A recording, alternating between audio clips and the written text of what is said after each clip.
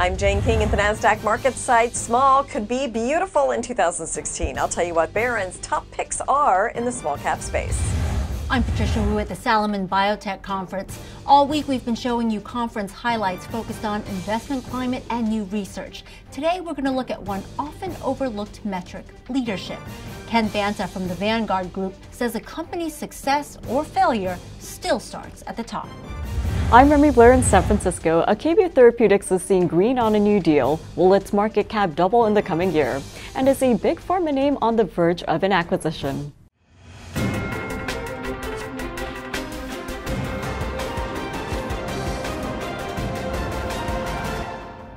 Welcome to Small Cap Nation. I'm Jane King at the NASDAQ market site in Times Square. Barron says small caps could be the profitable place to be in 2016.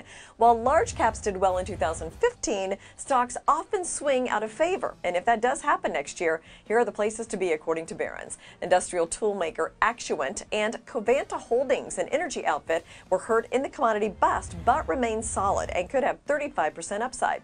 Also in the small cap space, Barron's recommends taking a look at Carmike Cinemas, Energizer Holdings, Equity Commonwealth, FMC, and HRG Group, Kearney Financial, Oak Tree Capital, and Tribune Media. Meanwhile, Tribune Publishing says it is working on plans to bid for Orange County Register publisher Freedom Communications, which filed for bankruptcy protection last month. Tribune Publishing owns the Los Angeles Times, and it said in a document filed Monday in bankruptcy court that it is performing due diligence on Stalking Horse offer that Tribune Publishing is optimistic will be viewed as the highest and best offer for Freedom. This is all according to the Wall Street Journal. Atlassian's debut at the NASDAQ is already being billed as the anti-Square IPO before it soared on Thursday when it went public, but now co-founder and co-CEO Scott Farquhar threw a little extra spice into the comparison when interviewed by Fortune magazine. Now, he didn't name Jack Dorsey, whose dual roles as CEO of Twitter and Square have been a source of debate about whether he can juggle both jobs at both companies, facing significant challenges, but he did say having two CEOs at Atlassian is 4 times better than having half a CEO at Square. Well, lots of small cap companies making news today, so here's a look in today's small cap wrap. TK Tankers to quadruple its dividend after implementing a new payout policy. Barnes & Noble Education has approved a $50 million stock repurchase program. And also, Barnes & Noble was spun off from Barnes & Noble in August. Barnes & Noble Education was. Cubic Energy, the latest Texas oil company brought down by falling oil prices, filed for bankruptcy protection after reaching a deal with its lenders to hand over control of the company.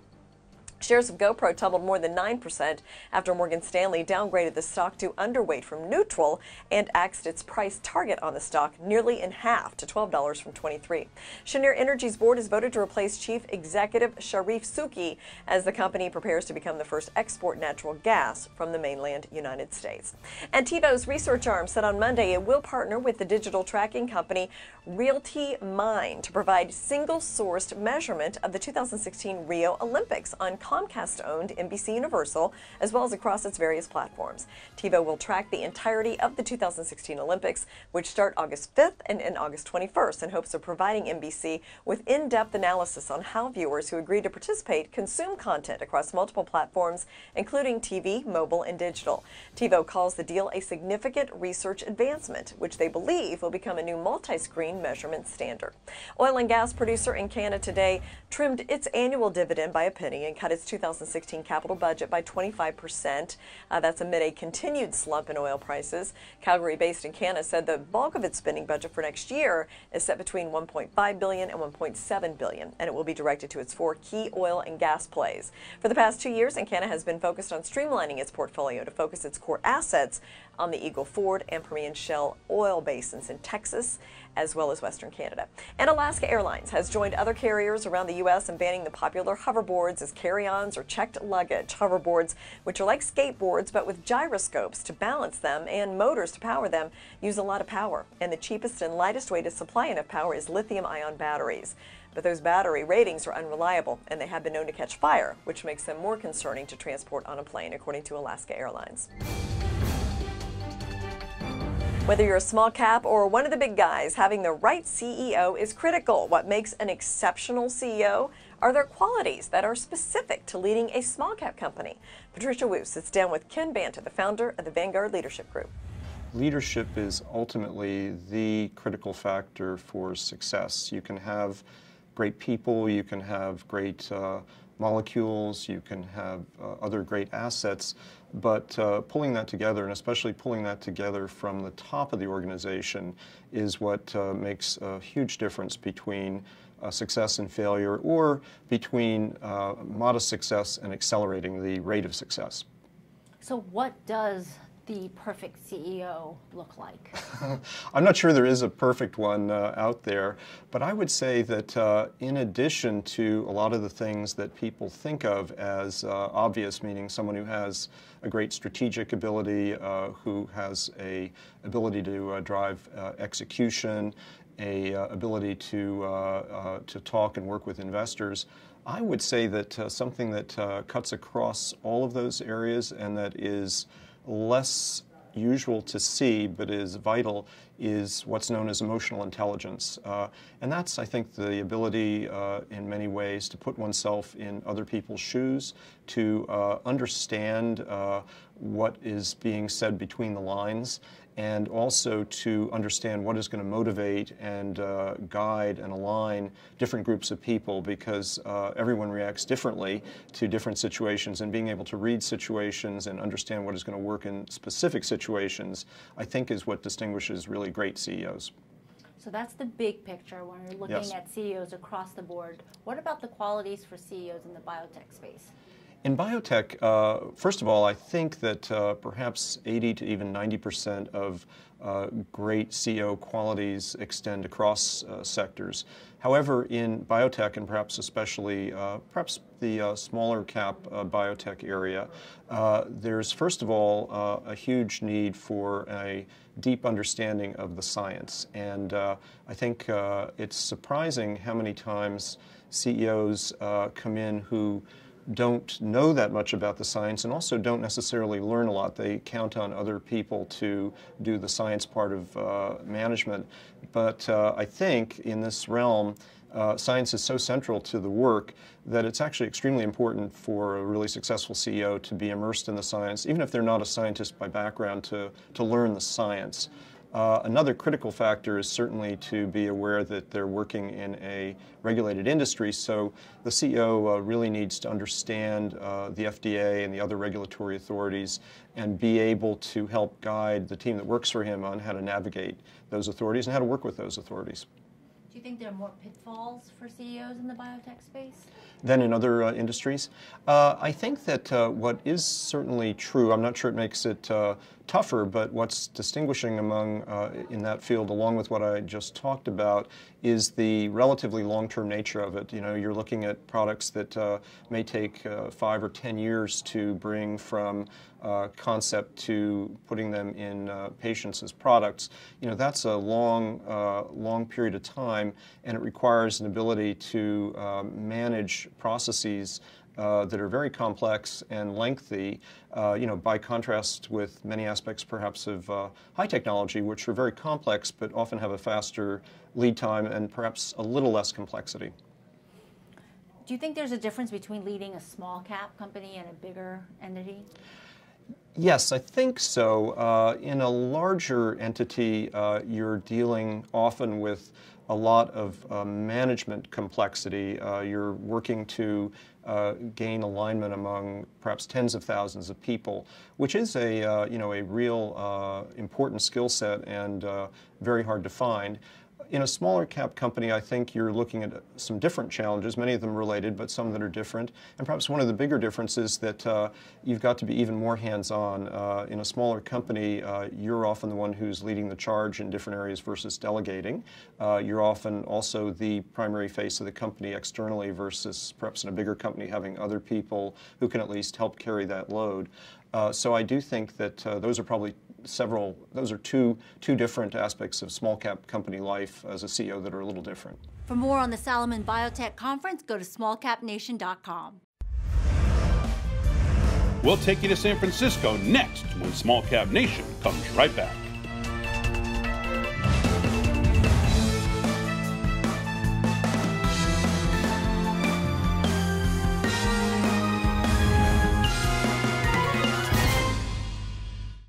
Guys, I got the jerseys. El Nino. Aquí. Spray Dan. Oh, yeah. Don Ovan. Think that's me? You guy. It's $40. Can you cover that? I'll send it to you right now. Done. Okay, got it. So hat-trick Rick, he's the best player on our team. You get the ball, you give it to him. Great. Rick. On your phone, online, on the go, Wells Fargo makes it easy to get banking done. All right, Don, you're on. Nope, just kidding. Doug, you've been staring at that for a while, huh? Listen, TD Ameritrade has former floor traders to help walk you through that complex trade, so you'll be confident enough to do what you want. I'll pull up their number. Blammo. Let's get those guys on the horn. Ooh. Looks like it is time to upgrade your phone, Douglas. For all the confidence you need, TD Ameritrade. You got this. Let's go, Serena. Fight, fight.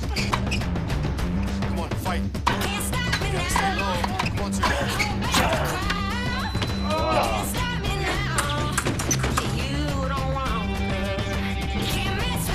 Back to the top. Here we go. 2, 4, 5, 6. Whoa, stop. Let's go back. 1, 2. Whoa, we're gonna stop there. I bet we can do it even better. It took tennis legend Serena Williams, fencing champion Tim Morehouse, and the world-famous Rockettes years to master their craft. But it took them only moments to master paying bills at Chase.com, depositing checks at Chase ATMs, and transferring funds on the mobile app.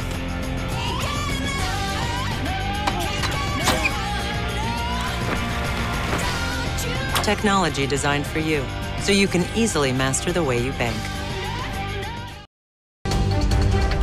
Akebia Pharmaceuticals announced a collaboration deal with Mitsubishi Tanabe Pharma. On the heels of this news, NASDAQ-listed shares of the biopharma are rallying. Why the strong reaction to the deal? Hi Jane, Akebia Therapeutics and Mitsubishi Tanabe Pharma are teaming up on its vadadustat efforts in Asia. The collaboration agreement gives Mitsubishi exclusive development and commercialization rights to Akebia's lead drug candidate in Asia. And this does include Japan and 22 other countries, but excludes China. A joint steering committee will be formed by the two companies to oversee its activities. Vadadustat is an oral therapy that treats anemia related to CKD, or chronic kidney disease, in dialysis and non-dialysis patients. Now, phase 3 trials will begin before the end of this year. Mitsubishi Tanabe Pharma is part of the Mitsubishi Chemical Holdings Group and is based in Osaka, Japan. The pharma company has been boosting its R&D efforts in central nervous diseases as well as diabetes and kidney diseases. It is addressing demands in vaccines as well as the autoimmune disorder space. How does vadadustat work, and what makes Akebia's product candidate so promising? Well, vadadustat was formerly known as AKB 6548. The oral therapy is based on hypoxia-inducible factor, or HIF biology, for treating kidney disease. HIF is the regulator of the production of red blood cells. Specifically, the drug is an inhibitor of an enzyme that helps promote the breakdown of HIF proteins. Now, the enzyme is HIF prolyl hydroxylase. As for safety, no serious adverse events were reported in its latest trials. But the product candidate is not without rivals. Big Pharma has its claws in the space. Now, AstraZeneca, Astellas, and FibroGen are in phase 3 trials for roxadustat, and GlaxoSmithKline is also working on daprodustat. What are the financial terms of the deal? Can Akebia double its market cap with this agreement? Well, Mitsubishi will make payments totaling $100 million for costs associated with the global phase 3 program for vadadustat. Now, this includes $40 million due at the signing, and Akebia is eligible to receive up to roughly $250 million in additional milestone payments, but this is subject to the achievement of certain development and sales milestones. Now, Mitsubishi will make tiered royalty payments of up to 20% on sales of vadadustat in Japan as well as other Asian countries. Currently, Akebia only has a market cap of about $300 million US. The Cambridge, Massachusetts-based firm could almost double its market cap if it got the maximum amount of cash from this deal. Straight ahead, we head across the pond for a look at what's happening in the European markets when Small Cap Nation comes right back.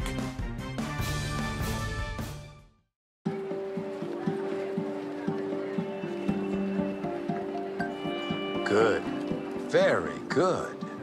You see something moving off the shelves and your first thought is to investigate the company. You are type E. Yes, investment opportunities can be anywhere. Or not. But you know the difference. E-Trade's barcode scanner. Shorten the distance between intuition and action. E-Trade. Opportunity is... Before they sat down, one more time, just for themselves. Before the last grandchild graced the stage. Before Katie and her husband hit that rough patch. Before Kevin finally came home and the first grandchild arrived. Before the sons-in-law, daughters-in-law, and Brad's brief brush with the law. Before the second British invasion.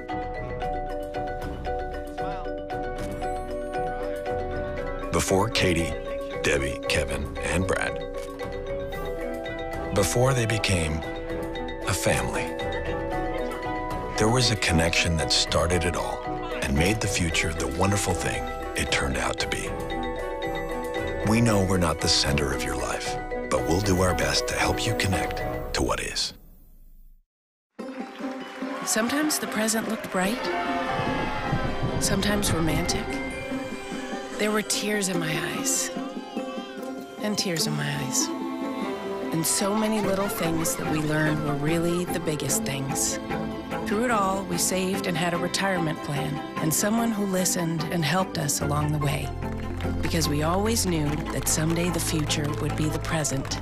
Every someday needs a plan. Talk with us about your retirement today.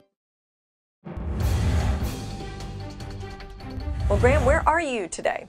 Hello, Jane. This is Graham. I'm in the south coast of England, in just above the Ada Valley here, which has been occupied, in fact, since prehistoric times. On the hills behind me, there are old Iron Age forts, which didn't survive the Romans. And the valley, if we look down here, the river goes down, and you can see at the back here, in fact, beyond the modern road, the old toll bridge, which crossed the river and led to what was known as, or what's still known as, Old Shoreham. And we'll look a bit more at Old Shoreham later on. Not the nicest day for it, but not too bad. So, Graham, how have the European markets opened the week? Well, the markets ended well down on Friday, with all of them losing in the region of 4 to 5% week on week. London and Madrid are now significantly off year on year, in fact, so it doesn't look at all good. Then this morning most of them opened in the green, slightly. France stronger, possibly in response to the political results, and Spain also. Since then, France and Spain have weakened, just hovering in the green, and the rest of the markets have gone into the red, sort of just below the line. And I think this is going to be the pattern now, bouncing around the 0 point until the Fed meeting, and probably even into Friday after the results of the Fed meeting. So uncertain week, I think. The euro, on the other hand, closed up close to 1.1 on Friday, has been hovering in the 1.09 range since, and looks pretty steady there at the moment. Not much data today, but quite a lot more coming during the week. We had industrial output in the Eurozone up 1.9% year on year. Not wonderful, but something. On a monthly basis, however, it grew by 0.6%, but turned in the best result since July. So something there. The French regional elections, the politics were really the issue this week. French regional elections, the Front National were routed by the combined voting power of the left and right getting together against them, and basically did not make any major gains at this point. That's the effect of the two-round system, and the same two-round system, of course, will apply for the presidential elections next year. In Spain, however, we've got general elections coming up December the 20th. things are a lot more uncertain. The two new forces, Podemos, who are pretty well anti-EU and anti-austerity, and Ciudadanos are both making headway as new political parties and denting the old ones. And the governing centre-right party appears to be losing ground to everybody. So the outcome of the election looks like pretty well being no one's going to win it, and some sort of coalition will have to be worked out, and that will take a while, no doubt. So a lot more data tomorrow, and then of course we're moving into the FOMC. And that's it for today from Graham Brown for Small Cap Nation Europe. We'll take you to San Francisco next when Small Cap Nation comes right back.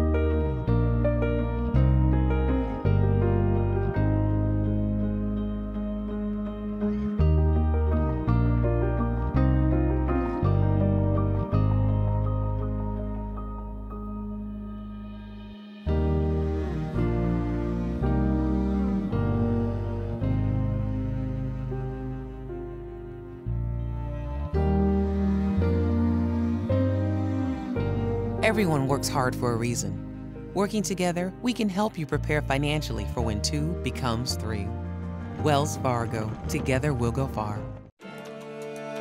You want to be the best investor you can be. You want to cut through the noise of an overwhelming amount of analysis. You want the insights that will help you decide which ideas to execute and which to leave behind.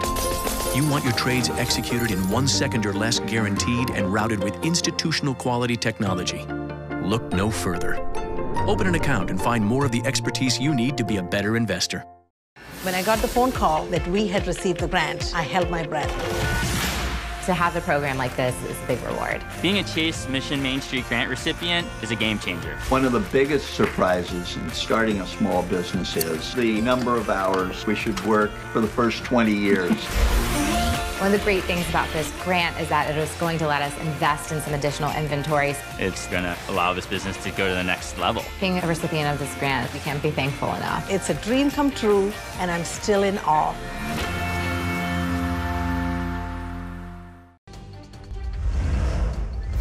M&A Monday is heating up. While no deals have been announced in the pharma space, AstraZeneca confirmed its bid for Pharma. Now, why is the mega-cap drug maker eyeing the biotech company? Well, AstraZeneca is making headlines on Monday. It confirmed that it is exploring potential strategic options with Pharma. This could be a multi-billion-dollar deal that boosts its cancer drug portfolio. Acerta is developing an experimental blood cancer drug, acalabrutinib. Now, its lead drug is being positioned as a possible rival to Imbruvica from Johnson & Johnson and AbbVie. In March of this year, AbbVie paid $21 billion to buy Pharmacyclics and get its hand on a major share of the Imbruvica revenue. Now, Acerta has offices in the Netherlands as well as the U.S., and this biotech name develops treatments for several types of cancer and autoimmune diseases. Separately, the FDA approved an experimental Genentech drug for a type of lung cancer. It was designated as a breakthrough therapy. How soon will Alcenza be available, and what's the cost? The FDA granted a conditional approval for an experimental Genentech drug, Alcenza. It treats a specific type of lung cancer, advanced non-small cell lung cancer, in patients who have a gene mutation called ALK. This mutation indirectly causes tumor growth. The drug is chemically known as alectinib, and in trials, the twice-a-day pill shrank lung tumors as well as tumors that had spread to the brain.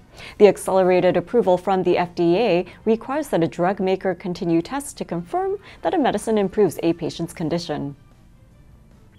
Two pharma names are getting a double-digit percentage boost this morning, while Akebia Therapeutics is down sharply. What's behind the rally in Actinium and Pharma?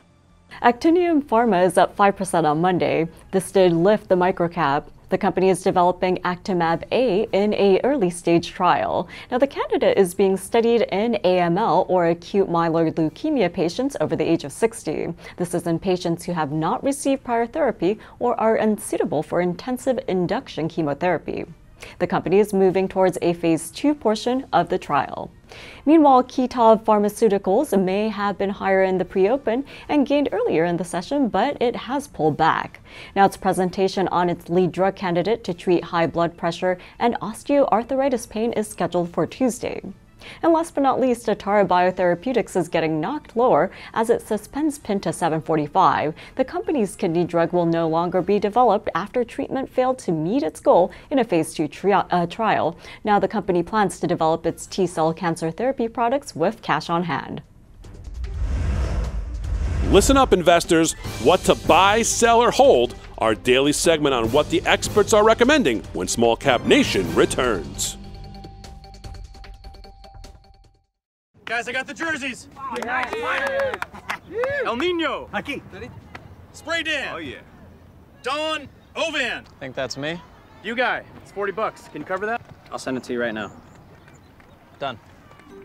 Okay, got it. So hat-trick Rick, he's the best player on our team. You get the ball, you give it to him. Great. Rick. On your phone, online, on the go, Wells Fargo makes it easy to get banking done. All right, Don, you're on. Nope, just kidding. Doug, you've been staring at that for a while, huh? Listen, TD Ameritrade has former floor traders to help walk you through that complex trade, so you'll be confident enough to do what you want. I'll pull up their number. Blammo. Let's get those guys on the horn. Ooh. Looks like it is time to upgrade your phone, Douglas. For all the confidence you need, TD Ameritrade. You got this. Let's go, Serena. Fight, fight. Come on, fight. Can't stop me now. Come on, Serena.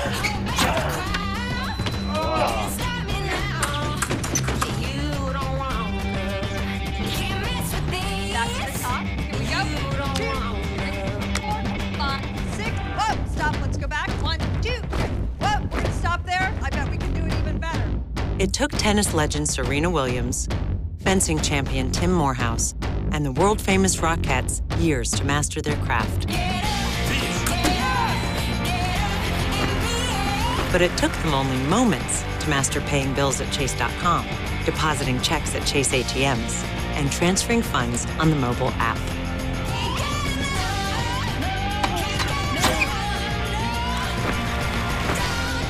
Technology designed for you, so you can easily master the way you bank.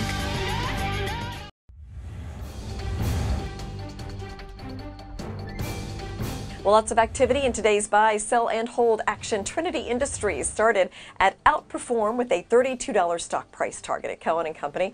Douglas Emmett was downgraded to sector weight from overweight at KeyBank Capital. Team Health downgraded to neutral from outperform at R.W. Baird, and the price target was reduced there as well. Mimecast started at outperform with a $15 stock price target at RBC Capital. Greenbrier Company started at outperform with a $41 stock price target at Cohen & Company. And Match Group rated a new sell at Goldman Sachs. LDR Holdings was cut to market perform at BMC. Liberty Media started at overweight with a $46 stock price target at JP Morgan. And Washington First rated outperform at Raymond James. Thanks for joining us on Small Cap Nation, and we'll see you back here tomorrow. Until then, check back for the latest news and research on smallcapnation.com, Facebook, and Twitter.